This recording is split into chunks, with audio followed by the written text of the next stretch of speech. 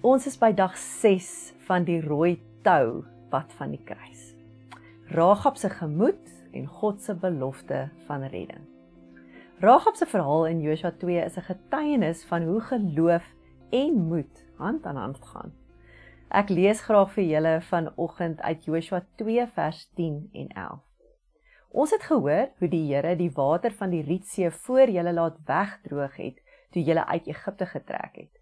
Ook wat julle met Sihon en Og, die 2 konings van die Amoriete, aan die oorkant van die Jordaan gedoen het, en hoe julle hulle uitgewis het. Ons het dit alles gehoor, ons harte het ineen gekrimp. Niemand van ons het meer moed om teen julle te veg nie. Geloof het haar die moed gegee om reg op te tree.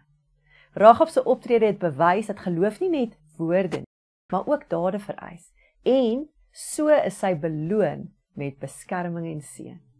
Haar verhaal herinner ons ook daaraan, dat wanneer ons moedig in geloof optree, God altyd sy beloftes sal nakom. Ons word almal soms met situasies gekonfronteer wat ons uitdaag om moedig die regte ding te doen, selfs wanneer dit riskant of ongemaklik is. Rahab se voorbeeld bemoedig ons om te glo dat God altyd saam met ons is wanneer ons volgens sy wil optree.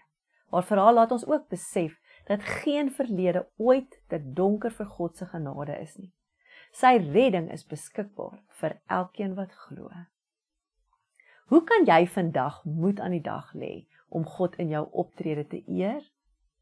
Dalk vra hy jou om iemand in nood te help, of om op te staan vir dit wat reg is, of om gehoorsaamheid in moeilike situasies te bewys. Soos Rahab kan jou besluit 'n bron van seën en redding vir jouself en ook vir ander wees. Kom ons bid saam. Here, dankie vir Rahab se verhaal wat my inspireer om met geloof en moed op te tree. Gee my krag om die regte besluite te neem, selfs wanneer dit uiters moeilik is. Help my om op beloftes te vertrou en om met dade te wys dat ek in U glo. Amen.